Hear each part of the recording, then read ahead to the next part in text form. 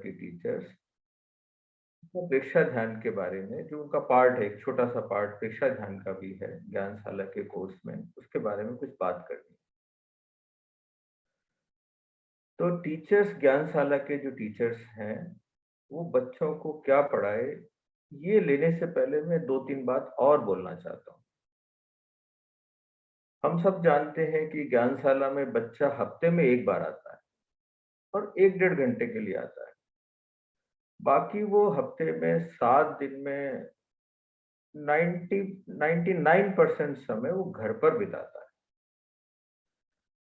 तो ज्ञानशाला के टीचर्स केवल 1 घंटा पढ़ाकर अपने दायित्व से मुक्त ना हो,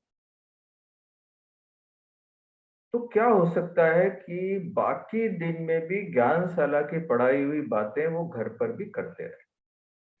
आपने 1 घंटा पढ़ाया, सिखाया, अब वो बाकी 7 दिन घर पर वो बात रिपीट करे, उन बातों का ध्यान रखे, इसके लिए क्या कर सकते हैं आप? मुझे ऐसा लगता है कि जितनी भी ज्ञानशालाएं हैं, उन ज्ञानशालाओं को जो ज्ञानार्थी बच्चे हैं, उनके माता-पिता को कम से कम 3 महीने में 1 बार बुलाना चाहिए। वो पूरा 1 डेढ़ घंटा रुकें, वो भी सुने कि ज्ञानशाला में बच्चों को क्या सिखाया है और उनको घर पर क्या करना है, डेली क्या करना है। यदि ऐसा संभव होगा और माँ-बाप को ये प्रेरणा दी जाए कि ये जो बातें महाप्राण ध्वनि सिखाई आपने, कुछ आसन सिखाए, कुछ एटिकेट सिखाए, कुछ धार्मिक बातें सिखाई, जब तब थोड़ा त्याग की बात सिखाई। तो माँ-बाप यदि जागरूक, इसके ज्ञानशाला के टीचर माँ-बाप को यदि जागरूक कर देंगे, तो मुझे लगता है कि ज्ञानशाला की शिक्षा सातों दिन घर पर भी चलती रहेगी। तो मेरा एक रिक्वेस्ट है, सोहन जी से भी रिक्वेस्ट है कि सारी ही ज्ञानशालाओं इसमें प्रशिक्षण क्रम में ये बात जोड़ दें। यदि है तो बहुत अच्छा है, यदि नहीं है तो कम से कम 3 महीने में सारे माँ-बाप को बुलाकर पूरा ज्ञानशाला का प्रारूप समझाएँ और उनको प्रेरणा दें कि ये सातों दिन बच्चे ऐसा करें, पहली बात। दूसरी बात, ज्ञानशाला के जो टीचर्स हैं, जो बच्चों को अच्छी-अच्छी बात सिखाते हैं, प्रैक्टिकल सिखाते हैं,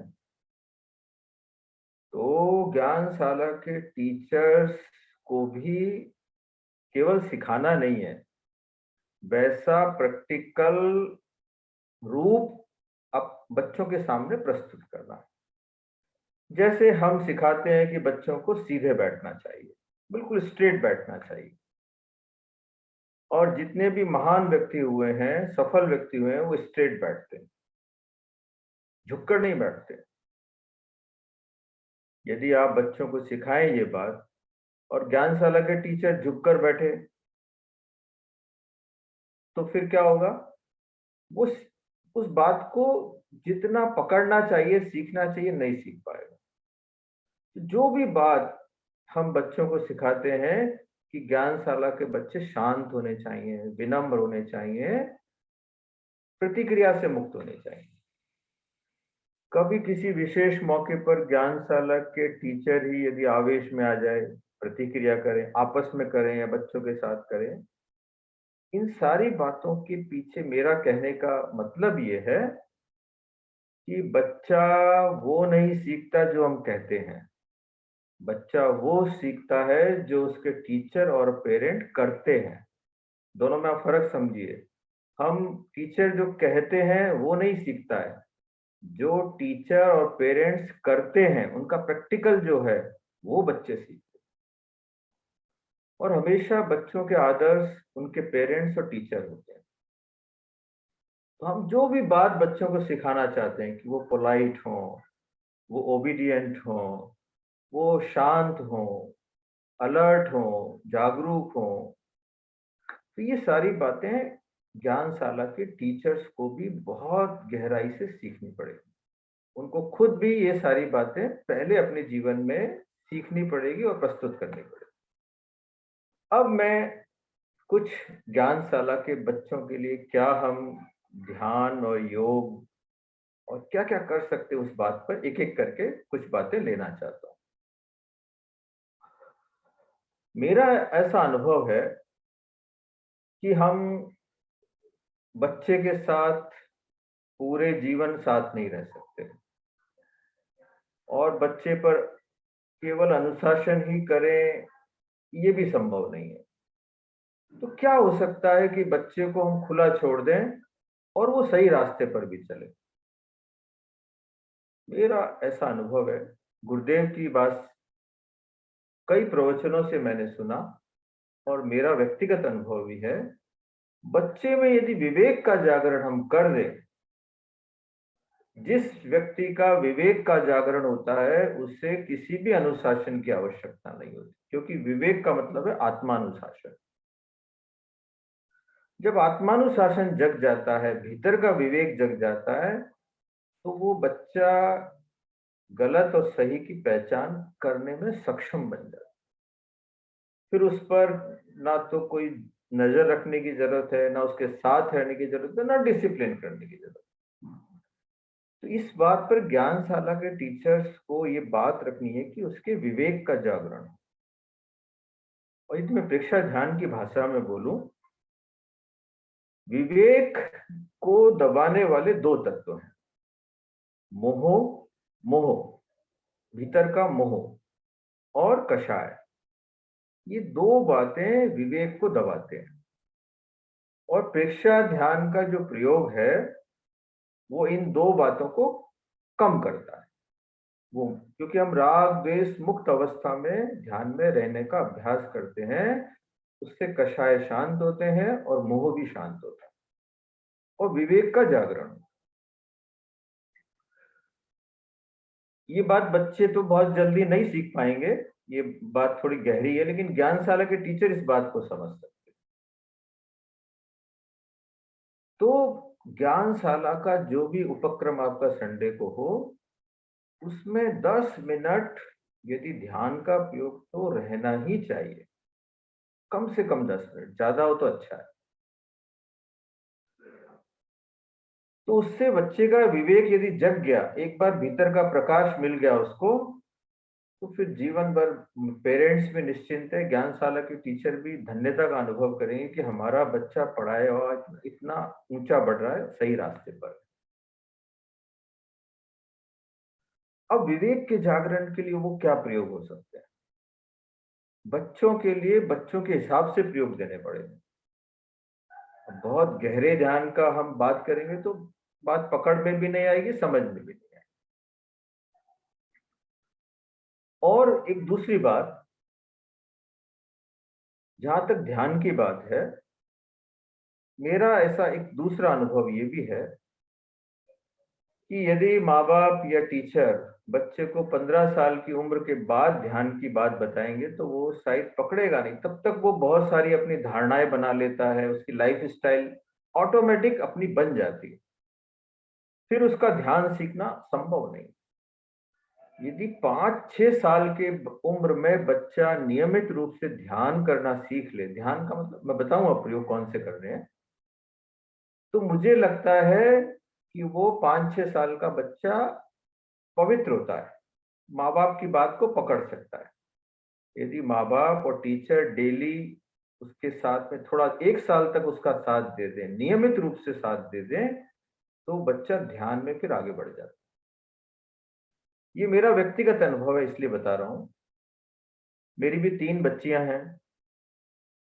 2 बड़ी बच्ची के समय मैंने लेट कर दिया, उनको सही उम्र में ध्यान में नहीं प्रवेश कराया। जब मैंने 13-14 साल की दोनों बच्चियां हुई, उनको ध्यान का कहा तो शायद वो पूरा पकड़ भी नहीं पाए और आज तक नहीं पकड़ पाए। करते हैं, ठीक है, थोड़ा बहुत मंत्र कर लिया, बस इतना ही हुआ। तीसरी बच्ची को मैंने करीब करीब 7-8 साल की उम्र से पकड़ा, और वो भी एक चांस था कि वो क्लास में सबसे पीछे थी, 25वें नंबर पर थी। एक दिन उसके भीतर में प्रेरणा जागी कि मुझे क्लास में प्रथम प्रथम पोजीशन पर आना है। तो पापा आप प्रेक्षा ध्यान का प्रयोग कराते हैं, मुझे मुझे क्या करना चाहिए? उस समय 7-8 साल की थी। मैंने कहा ठीक है। गुरुदेव महाप्रज्ञ जी ने महाप्राण ध्वनि का प्रयोग किया। महाप्राण ध्वनि करने से हमारे पूरे न्यूरॉन्स झंकृत हो जाते हैं। हमारा जितना भी ब्रेन है वो न्यूरॉन से बना हुआ है। जब महाप्राण ध्वनि करते हैं, उस ध्वनि के प्रभाव से सारे न्यूरॉन्स झंकृत जब होते हैं तो ज्ञान का विकास होता है, ब्रेन की एफिशिएंसी बढ़ती है। 5 मिनट का अभ्यास चालू कराया। प्रतिदिन दिन में होना ही चाहिए, इसके प्रति जागरूक पेरेंट्स को रहना पड़ता है, तो मैं इसके प्रति जागरूक बना। 3-4 महीने के बाद 10 मिनट का प्रयोग कराया। तो शायद सितंबर अक्टूबर से प्रयोग कराया, तो उस साल हाफ ईयरली और एनुअल एग्जाम में इतना अच्छा परफॉर्मेंस देने के बाद 25वें नंबर से 5वें नंबर पर आ गया। अब बच्चे का भी हौसला बढ़ा और मेरा भी हौसला बढ़ा कि भाई जो गुरुदेव महाप्रज्ञ जी कहते थे कि महाप्राण ध्वनि, अरहम की ध्वनि, ओम की ध्वनि से हमारा ज्ञान तंतु विकसित होता है। अगले साल फर्स्ट पोजीशन पे आ गए, बिना ट्यूशन के, केवल जो स्कूल की एजुकेशन पहले भी थी और आज भी थी। तो महाप्राण ध्वनि का एक ऐसा प्रयोग आपके बच्चों के सिलेबस में है और आप कराते भी हैं। थोड़ा-सा मुझे लगता है कि जागरूकता से कराया जाए। ये बात उनको गहराई से उनके दिमाग में डाली जाए कि कितना अच्छा प्रयोग है। कई बार बच्चे करते हैं, इधर-उधर देखते हुए करते हैं, पूरी एकाग्रता से, तन्मयता से नहीं करते, तो जो लाभ मिलना था वो नहीं मिलता। बस जो प्रयोग करे उसमें डूब जाए। फिर उसका चमत्कार मैंने खुद अनुभव किया, इसलिए मैं शेयर कर रहा हूँ। करीब-करीब जो तीसरी बच्ची को 12 साल हो गए ध्यान करते हुए, केवल क्लास में 25वें नंबर से प्रथम पोजीशन में ही नहीं आई। 1 साल के भीतर जो बहुत ज़्यादा चंचल थी और बहुत ज़्यादा रिएक्शन लेवल बहुत हाई था, क्रोध भी करती थी, 1 डेढ़ साल में क्रोध का नामो-निशान खत्म हो। मुझे नहीं लगता कि पिछले 11 साल में उसने कभी ऊँची आवाज़ में किसी से भी बात की है, पेरेंट्स से नहीं, कभी स्कूल में या घर पर या पड़ोस में किसी से बात की। ध्यान का प्रयोग करने से, ज्योति केंद्र पर चमकते हुए श्वेत रंग का ध्यान करने से कषाय का उपशांत कषाय इतना उपशांत हुआ। एक बार मैं स्कूल में पेरेंट मीटिंग में गया, तो मैंने टीचर से पूछा कि बच्चा कैसा है? तो बोला ये बच्चा हमारे स्कूल में पढ़ता है, ये हमारे स्कूल का सौभाग्य है। ये कितनी बड़ी बात है। जब पेरेंट्स को ये बात सुनने को मिले, तो वो कितना खुश होता है। तो मैंने तुरंत अपने गुरुदेव के प्रति कृतज्ञता ज्ञापित की, हाथ जोड़े कि गुरुदेव के बताए हुए उस प्रयोग से आज मुझे इतनी अच्छी और सुंदर बात सुनने को मिल रही। हम कितने सौभाग्यशाली हैं। और मुझे ऐसा लगता है कि कई जन्मों के पुण्य हैं हमारे, कई जन्मों के पुण्य हैं, तब हमें ऐसे गुरु मिले। आचार्य महाप्रज्ञ, आचार्य तुलसी, आचार्य महाश्रमण। मुझे लगता है कि अब क्या बोलूं कि प्रभु के समान ही है हमारे। और उन्होंने इतना सुंदर समाज को हर पग पग पग पर पथ दर्शन करते रहे। हम उसको अपनाते नहीं है, ये हमारी कमी है, उनकी तरफ से कोई कमी नहीं। तो ये सारी बात मैं इसलिए बता रहा हूँ कि थोड़ा सा प्रयोग में उनको जागरूक किया जाए बच्चों को। तो सबसे पहली बात मैंने इसलिए बोली थी आपको पेरेंट्स को बुलाने के लिए, ताकि आप पेरेंट्स को जागरूक करें कि जो बात हम ज्ञानशाला में सिखा रहे हैं, आप 6 दिन कम से कम आप अपने सुपरविजन में कराते रहे। तो ज्ञानशाला की शिक्षा फिर 7 दिन चलेगी। एक दिन आप फाइनल टीचिंग करेंगे, लेकिन 6 दिन पेरेंट्स उस बात को घर पर चलाएंगे। अब मैं महाप्राण ध्वनि जिसकी बात मैंने की थी पहले, उसके थोड़े प्रयोग बताना चाहता हूं कि कैसे हम महाप्राण ध्वनि के एक ही प्रयोग से बहुत सारे डेवलपमेंट कर सकते हैं। यदि ओवरऑल मेंटल डेवलपमेंट करना है, ओवरऑल मेंटल डेवलपमेंट करना है, तो पूरे मस्तक पर चित्त को अब ये विशेष प्रयोग मैं आपके ज्ञानशाला के टीचर को इसलिए बताना चाहता हूं कि आपको कुछ प्रयोग तो सामान्य रूप से सबको कराने, कुछ बच्चे आपके सामने कुछ प्रॉब्लम लेके कभी-कभी आ सकते हैं। कुछ बच्चे की कोई प्रॉब्लम होगी, कुछ की कोई प्रॉब्लम होगी। उस प्रॉब्लम के अनुसार आप अपने बच्चे को कुछ डिफरेंट प्रयोग भी आपको आना चाहिए। जो बच्चे केवल मेंटल डेवलपमेंट ओवरऑल करना चाहते हैं, उनको आप पूरे मस्तक पर चित्त को एकाग्र कर महाप्राण ध्वनि करें तो ओवरऑल डेवलपमेंट। और कोशिश करें कि हर बच्चा मिनिमम 10 मिनट पूरी तन्मयता से, एकाग्रता से डूब जाए उसके भीतर। महाप्राण ध्वनि से ना केवल न्यूरॉन सक्रिय होते हैं, जबकि हम देखते हैं कि एक महाप्राण ध्वनि में श्वास छोड़ते समय 14 सेकंड 15 सेकंड की ध्वनि होती है। तो इससे श्वास भी लंबा हो जाता है। छोटा श्वास वाला व्यक्ति कभी भी सफल नहीं हो सकता है।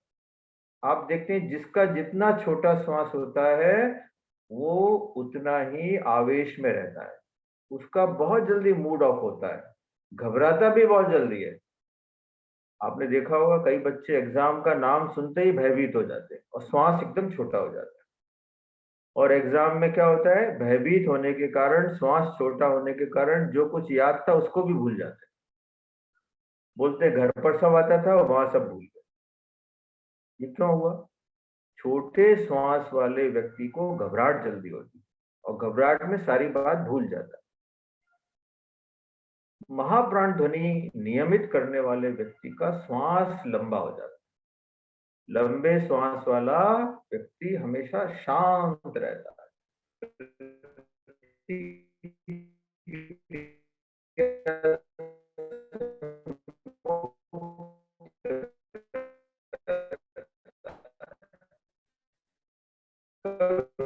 मूड ऑफ नहीं होता।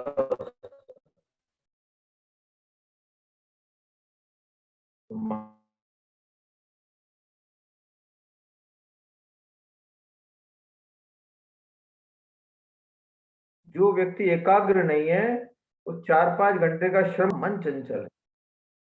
वो पढ़ रहा है लेकिन पढ़ा हुआ समझ में नहीं आ रहा या याद नहीं हो पा रहा है। तो महाप्राण करने से इतनी गहरी एकाग्रता सज जाती है कि एक बार में ही सारी बात समझ में आ जाती है, पकड़ में आ जाती है। और उसका एनालिटिक पावर भी इतना बढ़ जाता है, एक बार में सारी चीज समझ जाता है। तो आप फिर अब महाप्राण ध्वनि के और क्या ऐसे प्रयोग हो सकते हैं जो बच्चों को आप करा सकते हैं इसके साथ? एक तो हुआ कि आपने पूरे मस्तक पर, जो आपके शायद सिलेबस में यही प्रयोग है कि मस्तक पर चित्त को एकाग्र करके महाप्राण। आपके सामने कोई बच्चा यदि आए, बोले कि आप, और ना भी आए, और आपको लगता है कि ये बच्चा इरिटेशन इसके में ज्यादा है, आवेश ज्यादा है, लड़ता ज्यादा है, प्रतिक्रिया बहुत करता है, इसका मतलब आवेश उसके भीतर है, कषाय प्रबल है। तो आप उस बच्चे को महाप्राण ध्वनि के साथ ज्योति केंद्र का प्रयोग बताएं। ज्योति केंद्र पूरे ललाट पर, ज्योति केंद्र तो यहाँ पर है मध्य में, लेकिन पूरे ललाट पर चमकते हुए श्वेत रंग का यदि वो ध्यान करे बच्चा, तो मैं गारंटी से लिख कर दे सकता हूँ 10 मिनट का प्रयोग करने के बाद में उसके आवेश 1 साल के भीतर भीतर 80 से 90% कम हो जाना चाहिए। जो शायद समझाने से, अनुशासन करने से नहीं होगा, लेकिन वो स्वतः हो जाए। तो महाप्राण ध्वनि का दूसरा प्रयोग आपने सीखा।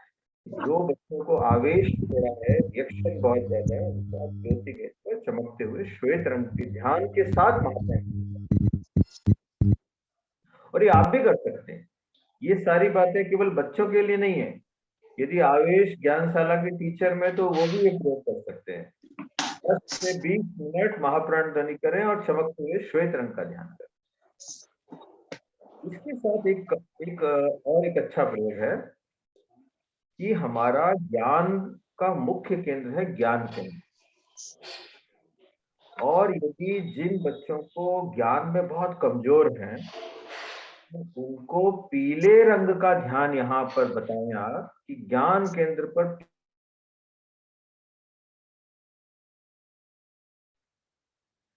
जो बच्चे ज्ञान में कमजोर हैं, उनको आप क्या करें, ज्ञान केंद्र पर पीले रंग का ध्यान कराते हुए महाप्राण ध्वनि का प्रयोग करें। इससे क्या होगा, बच्चे का ज्ञान का विशेष रूप से विकास होगा। पीला रंग ज्ञान के विकास में माध्यम बनेगा। फिर ज्ञान केंद्र इटसेल्फ ज्ञान के विकास में सहयोगी बनता है। ये हमारा विशिष्ट चैतन्य केंद्र है, ज्ञान केंद्र, चोटी का स्थान।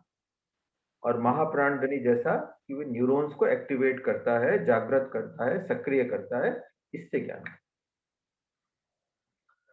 चौथा प्रयोग महाप्राण ध्वनि का आप करवा सकते हैं अनुलोम विलोम प्राणायाम के साथ।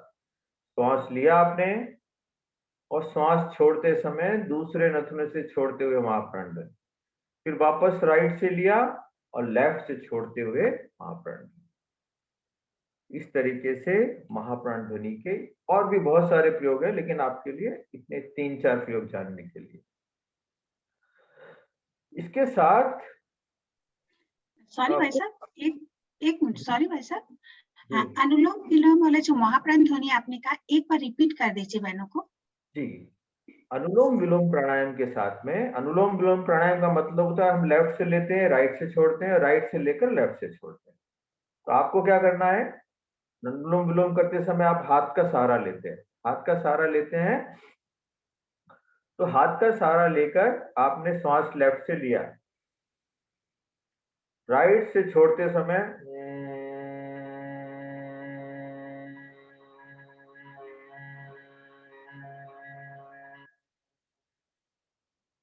फिर लेफ्ट से राइट से ही श्वास लिया। अब लेफ्ट से छोड़ते समय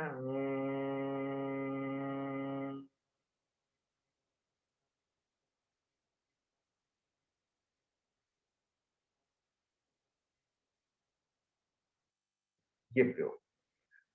एक बार श्वास लेना है लेफ्ट से, राइट से छोड़ते समय महाप्राण ध्वनि। राइट से श्वास लिया और लेफ्ट से, इतनी गहरी एकाग्रता बनेगी। और जब मैं महिला तेरापंथ महिला मंडल का एक राष्ट्रीय कार्यक्रम हुआ था 3 दिन का पिछले कोरोना के समय, जब तो उनको ये प्रयोग कराया, तो पुष्पा जी बैद ने बोला कि मैंने जीवन में इतनी गहरी एकाग्रता का अनुभव कभी नहीं कि महाप्राण ध्वनि के साथ जब मैंने अनुलोम विलोम का प्रयोग किया, एकदम डूब गई ध्यान। ये उनका 3 दिन का अनुभव था। तो आप इसमें महाप्राण ध्वनि का प्रयोग स्वयं करें और बच्चों को बताएं। इससे 2 काम हो गए, आपका अनुलोम विलोम प्राणायाम भी हो गया और महाप्राण ध्वनि भी। अब हम आगे चलते हैं, कुछ बातें बच्चों को हमको प्रैक्टिकल सिखाना है। एक ज्ञानशाला का ज्ञानार्थी आपकी, मुझे लगता है कि सफल जब है कि जब बच्चे सारे सीधे बैठते। सीधा बैठना इतना इंपॉर्टेंट है कि हमारा जितना भी पूरे शरीर की शक्तियां जो है हमारे रीढ़ की हड्डी और ब्रेन में, रीढ़ की हड्डी और ब्रेन में, ये सारी शक्तियां और जितने भी हमारे चैतन्य केंद्र हैं वो हमारे स्पाइनल कॉर्ड में, रीढ़ की हड्डी में, शक्ति केंद्र, स्वास्थ्य केंद्र, तेजस केंद्र, विशुद्धि केंद्र, ये सारे हमारे रीढ़ की हड्डी से जुड़े हुए हैं। जो व्यक्ति टेढ़ा होकर बैठता है, झुककर बैठता है, पहली बात तो मैं आपसे पूछूं कि झुककर बैठने वाला कौन होता है, तो शायद आप सोचकर जवाब देंगे जो बीमार होता है वो झुका झुका सा रहता है, और जो बूढ़ा होता है वो झुका झुका सा रहता है। और बच्चे तो बीमार भी नहीं है, बूढ़े भी नहीं है, फिर क्यों झुककर बैठ। भाई साहब, एक बार आपको डिस्टर्ब करूं, सॉरी। हाँ, सुरेश जी गोयल जी भाई साहब जुड़ गए, उनको 2 मिनट दें, पहले उनको उनसे बात कर ले। जी जी जी, आप करें, बिल्कुल। हाँ हाँ हाँ, सभी से मेरा सादर जय जिनेंद्र। अपनी सौभाग्य की बात है कि आज अपने राजेंद्र जी भाई साहब से इतनी अच्छी चीज सीख रहे हैं और मैं कंटिन्यू अपना लिख भी रही हूँ। उसके बीच में अपने सौभाग्य की बात है कि हमारी महासभा के शिरोमणि सुरेश जी गोयल जी भाई साहब, जो हमारे महासभा के अध्यक्ष महोदय हैं, इतनी व्यस्तता से भी उन्होंने जुड़ गया। तो मैं उनसे करवत निवेदन करती हूँ कि आज आप अपने वक्तव्य के साथ सुरेश जी भाई साहब। आराध्य के श्री चरणों में शत बंदन। आदरणीय बहन प्रेमलता बाई, मैंने जिस महानुभाव भाई राजेंद्र जी जैन के व्यवधान में मैं बीच में उपस्थित हुआ, आप सबसे मैं क्षमा प्रार्थी हूं। बंधुओं, मैं किसी व्यापारिक व्यस्तता की वजह से कलकत्ते से बाहर निकला था। बहन प्रेमलता बाई का आदेश था कि आप 12 बजे के आसपास जुड़िए, किंतु मेरे पास उस समय नेटवर्क नहीं था। मैं आप सबके बीच लेट से आया, इसके लिए मैं क्षमा प्रार्थी हूं। आप सबके पहले अभी 1 मिनट पहले मैं राजेंद्र जी भाई साहब की बात सुन रहा था। ये बहुत सिंपल मेरे पिताजी बोलते थे कि यदि तुम एंटीना को सीधा नहीं रखोगे तो टीवी में कोई भी प्रोग्राम सीधा नहीं देख सकोगे। तो स्पाइनल कॉर्ड हमारी पूरी बॉडी का, सभी केंद्रों का हमारा एंटीना है। यदि हमने उसको स्वस्थ नहीं रखा, उसको सीधा नहीं रखा, तो हमारी सारी चीज बिगड़ जाएगी। मैं बहुत मनोयोग से राजेंद्र जी की बात सुनने का मौका मिला मुझे 1.5-2 मिनट, और मुझे इतना आनंद आया कि मेरे पिताजी जैसा बोलते थे, राजेंद्र जी भाई साहब प्रशिक्षिकाओं को वही बात बता रहे हैं। और ये बहुत इंपॉर्टेंट है। यदि आप कोई भी मिलिट्री में जाइए, जब तक मिलिट्री में सीधा खड़ा होना नहीं सिखाएंगे, उनका पहला लेसन है कि आपको कैसे खड़ा होना है, कैसे बैठना है, कैसे सोना है। हमारे पूज्य गुरुदेव को यदि आप लोगों ने देखा हो कि 16 घंटा 18 घंटा एक एकदम स्पाइनल कॉर्ड उनकी सीधी रहती है। तो हम उस गुरु के संतान हैं। मैं आपका ज्यादा व्यवधान बीच में नहीं करूंगा, लेकिन ये प्रार्थना करूंगा कि जो भी बहनें अपने व्यस्त समय से निकालकर हमारे धर्म संघ के बच्चों को ये शिक्षा देती है, प्रशिक्षा देती है, उन सब के प्रति पूरा धर्म संघ आभार प्रकट करता है। पूरा धर्म संघ उन बहनों के प्रति कृतज्ञता ज्ञापित करता है, उनका ऋणी है कि वो अपने परिवार को संभाल रही है, अपने बच्चों को संभाल रही है, और समाज के बच्चों को नई प्रेरणा देने के लिए, उनमें नई जागृति लेने के लिए, उनको नया अभ्युत्थान करने के लिए अपना समय का नियोजन कर रही है। मैं आप सब प्रशिक्षिकाओं को, नई प्रशिक्षिकाओं को साधुवाद देता हूं, और बहन प्रेमलता जी को बोलता हूं, यदि आपको कोई भी आवश्यकता हो तो मैं व्यक्तिगत रूप से और महासभा अध्यक्ष के रूप में हमेशा आपके साथ हूं। आप जो आदेश या निर्देश देगी, महासभा अविलंब उसको पूरा करेगी, क्योंकि बच्चे ही हमारे धर्म संघ का भविष्य है। हमारे बच्चे अच्छे मिले तो मुझे पक्का मालूम है जो बच्चा ज्ञानशाला में जाएगा वो कभी भी सुसाइड नहीं करेगा। उसके अंदर में इतना स्वाभिमान आ जाएगा, धर्म की आराधना आ जाएगी, अपने प्रति उनका इतना अभिमान जागृत हो जाएगा कि वो कभी भी सुसाइड करने की नहीं सोचेंगे। तो मैं आज के इस कार्यक्रम की सफलता के लिए आप सबको शुभकामनाएं देता हूं। ओम अरहम, जय जिनेन्द्र।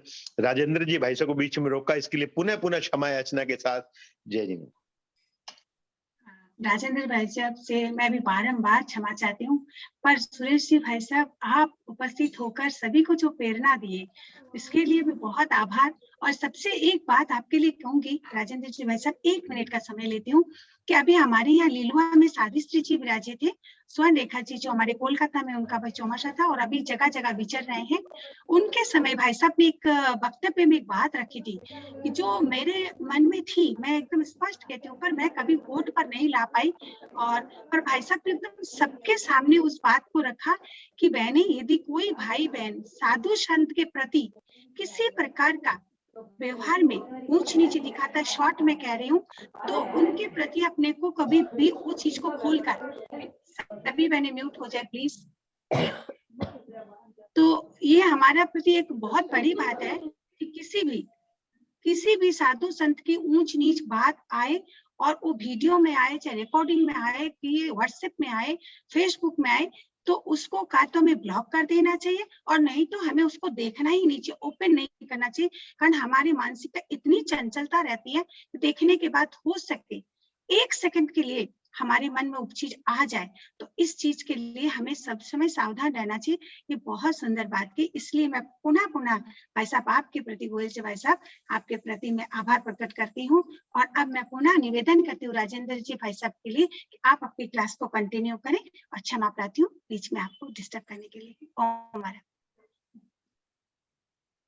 वंदे गुरुवरम, वंदे गुरुवरम, वंदे गुरुवरम।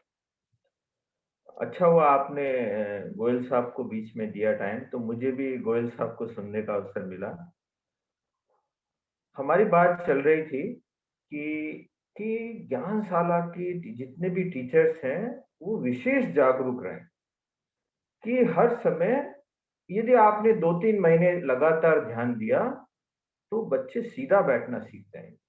अब मैं आपको इसका एक एग्जांपल देता हूं कि सीधा बैठने का कितना बड़ा महत्व है। ये तो गोयल साहब ने भी बहुत सारी बातें बताई। एक बार एक अणुव्रत का कार्यक्रम था। अणुव्रत के कार्यक्रम में अणुव्रत जीवन विज्ञान का एक स्कूल में मुझे बोला गया बोलने के लिए, तो मैंने एक सीधा बैठने की बात बताई। तो वहां का जो पीटी टीचर थे, योगा टीचर थे, उन्होंने एक बात बताई मुझे कि बोले मैं इस स्कूल में पिछले बहुत सालों से, संभवतः 10-15 सालों से हूँ इस स्कूल में।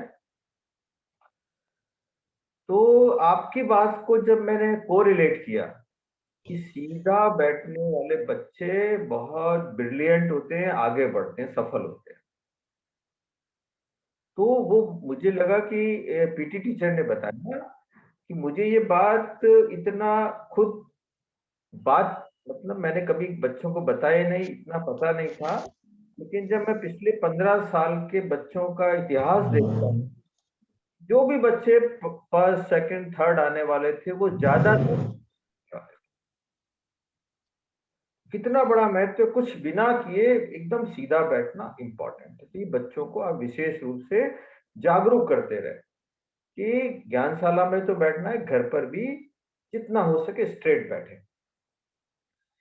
इसके साथ ज्ञानशाला के टीचर्स को बच्चों को एक बात ये सिखानी है, जैसे मैंने लंबा श्वास तो बोल ही दिया, महाप्राण ध्वनि से होगा, लंबा श्वास का अभ्यास जहां संभव हो करे। तीसरी बात, बच्चे जब तक डेली योगासन नहीं करेंगे, डेली दौड़ नहीं लगाएंगे, डेली 1 घंटा नहीं खेलेंगे, तो उनका शारीरिक विकास नहीं होगा। आचार्य कालूगणी ने एक बात अपने अनुभव में लिखी, अपनी जीवनी में, या तुलसी यशोविलास में आचार्य तुलसी ने लिखी कि कालूगणी कहते थे कि बचपन में उनकी माँ ने मोह में या किसी कारणवश उनको खेलने नहीं दिया, और ना खेलने के कारण उनकी पैर कमजोर हो गए। तो बच्चों को 1 घंटे तक इतना दौड़ना चाहिए, इतना खेलना चाहिए कि पूरा शरीर पसीना पसीना हो जाए। तो हम केवल बच्चों को वीडियो गेम और मोबाइल के गेम में उलझा कर नहीं रखें, उनको ऐसा खेल खेलने दें जिससे उनके पूरे शरीर से पसीना पसीना निकले। तो आपको बच्चों को ये बात उनके दिमाग में बैठानी है कि खेलना कितना इंपॉर्टेंट है।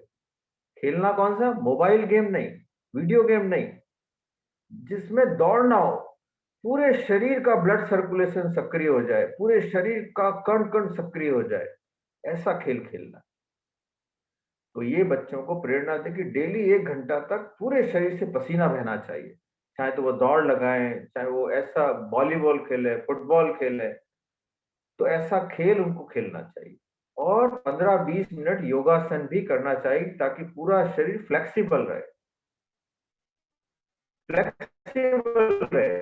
आउट ऑफ शेप ना हो कि बच्चे में इतना पेट बढ़ जाए, इतना मोटा हो जाए, फ्लेक्सिबिलिटी खत्म हो जाए। डेली उसको आप उसमें प्रेरणा देकर उसके लाइफ स्टाइल में डालने की वो कैसे आधा घंटा, 20 मिनट, 15 मिनट योगासन करे और 1 घंटा खेले कम से। तीसरी बात आपको बच्चों के दिमाग में ही डालनी है कि वो अच्छा फूड ले, अच्छा फूड ले, क्योंकि मैंने ये देखा है कि जो बच्चे बचपन में बहुत सुंदर थे और उनके माँ बाप ने ध्यान नहीं दिया, ब्रेड खिलाई, पिज्जा खिलाया, वो बच्चे थुल-थुल, मोटे और काले हो गए।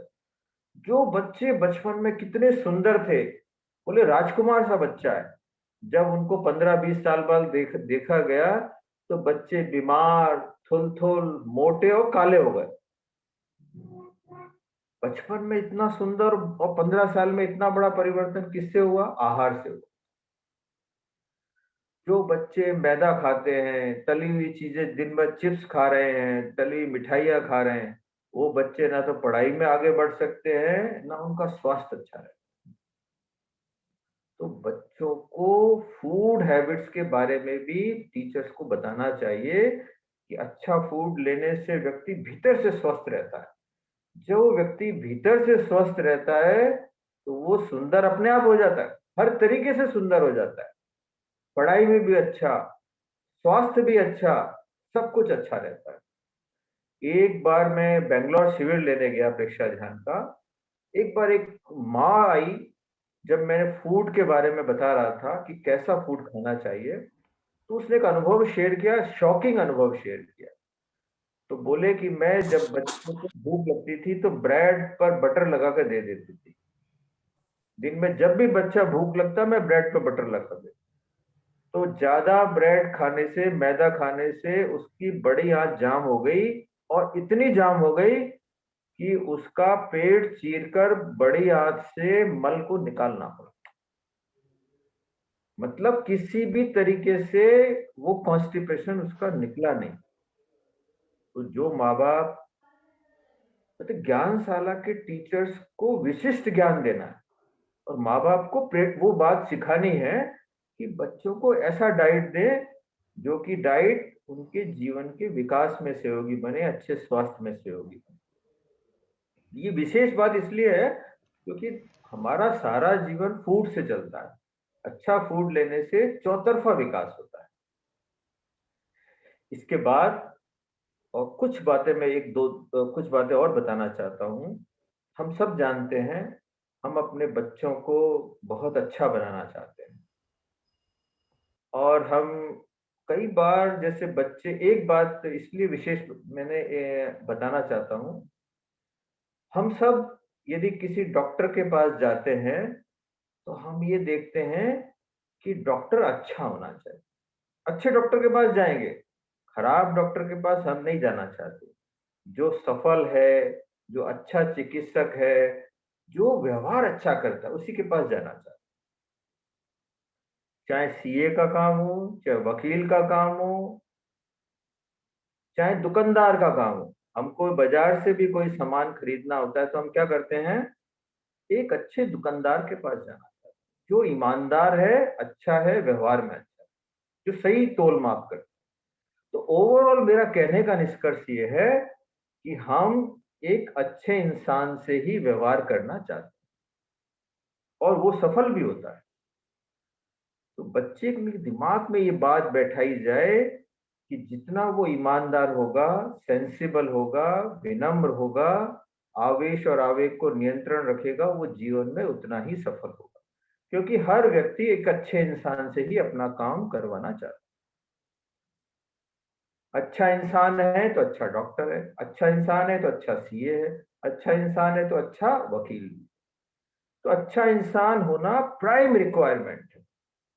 अच्छा इंसान ही अच्छा नागरिक है, अच्छा प्रोफेशनल है, सब कुछ अच्छा है। तो पहली रिक्वायरमेंट बच्चे को ये बताए कि तुमको अच्छा इंसान बन। और ये मेरा अनुभव ये है कि जब मैंने पूज्य गुरुदेव से ये सारी बातें सुनी, तो केवल सुनी नहीं, ये सीखी कि मुझे तो अपने जीवन में जितना मेरा विवेक है अपनानी है, अपने बच्चों में ये बात कैसे पहुंचाई। जब भी बच्चे मुझे प्रणाम करते तो मैं उनको 4 बातों का एक शुभकामना देता। अच्छे इंसान बनो, सेवा करो, सफल बनो और अरहम बनो। ये 4 बातें उनके, जब वो 2-3 साल के बच्चे थे तब से ये 4 बातें उनके रोज या जब भी मौका होता, जब भी वो प्रणाम करते, ये बातें 4 बातें। मैंने ये बात नहीं बोली कि आप खूब जियो, सदा सुखी रहो। अब मैंने कहा सदा सुखी रहो कहने से तो सुखी रहेगा नहीं। मैं बोलूं कि खूब जियो, इससे तो वो जिएगा नहीं, क्योंकि जितना आयुष्य है या जो उसकी लाइफ स्टाइल है उसके अनुसार जिएगा। मेरे सदा सुखी रहने से तो वो सुखी रहेगा नहीं। यदि उसका आचार विचार अच्छा है तो वो अपने आप सुखी हो जाएगा। तो मुझे सदा सुखी या चिरंजीवी भव इसकी शुभकामना नहीं देनी, और मेरे कहने से कुछ होने जाने वाला भी नहीं। मुझे क्या करना है, मुझे उनको वो बात देनी है जिससे उनका जीवन अच्छा बने। 4 बातें मुझे अच्छी लगी, मैंने गुरुदेव के प्रवचनों से नोट की ये 4 बातें बच्चे को रोज जब भी वो प्रणाम करे तो आशीर्वाद के रूप में, शुभकामना के रूप में 4 बातें सिखाओ कि अच्छा इंसान बनो, सेवा करो, सफल बनो, अरहम बनो। अच्छा इंसान की बात मैंने बता दी। सेवा करने वाला, सेवा का भाव जब उसके भीतर होगा तो वो पूरे परिवार की केयरिंग करेगा। बचपन में भी माँ बाप की केयर करेगा, बड़ा होकर भी पूरे जीवन इस बात को ध्यान रखेगा कि मुझे अपने जीवन में सेवा भावी रहना, सेवा को प्रमुख स्थान देना है, क्योंकि ये परिवार समाज सेवा से ही चल रहा है। इसमें समरसता है, इसमें सुख तभी है जब लोग सेवा भावी है। अब जैसे प्रेमलता जी है, इस प्रोग्राम को सफल बनाने के लिए कितना काम कर रही है, उनकी सेवा है तो ये सफल है।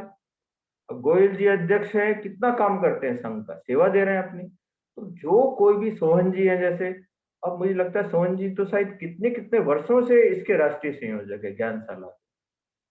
तो उनकी सेवा है तो ये सब चल रहा है। तो बच्चे में सेवा का गुण भी भीतर से जन्म से भर देना चाहिए। अच्छा इंसान, सेवा, आवाज कम होगी थोड़ी, तेज करते हैं। और वो सफल बने। शिल्पा को फोन आया। सफलता के बिना इंसान की कीमत नहीं है। सफल बने, अपने हर काम को अच्छे से करे, और चौथी बात अरहम बने। अरहम का बात उसको सिखाई जाए कि तुम केवल शरीर नहीं हो, तुम चेतन तत्व हो, और चेतन तत्व को वहां पहुंचना है हाईएस्ट जगह जहां वीतराग अवस्था में जाते हैं, परम शक्ति संपन्न बनना है। तो अरहम की बात उसको बताई जाए कि तुम्हें तुम्हारा जो इनफाइनाइट गोल है, हमेशा जो इस जन्म में भी है अगले जन्म में भी, गोल क्या है कि तुमको अरहम बनना, वीतराग बनना।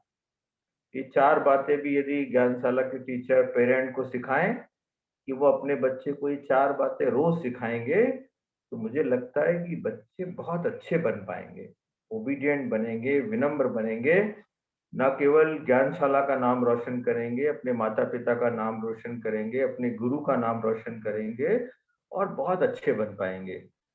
तो मुझे लगता है कि समय तो अब हो रहा है, और जो मुझे बात बतानी थी मैंने बता भी दी है। और मुझे लगता है कि यदि इसका प्रैक्टिकल यदि सीखना है, डिटेल में सीखना है, आसन सीखने हैं, तो यदि प्रेमलता बाई कोई भी जूम की क्लास ऑर्गेनाइज करेगी तो हमारे देश भर में करीब 800 से ज्यादा ट्रेनर हैं। तो मैं जब भी उनकी डिमांड होगी मैं ट्रेनर्स उपलब्ध कराऊंगा।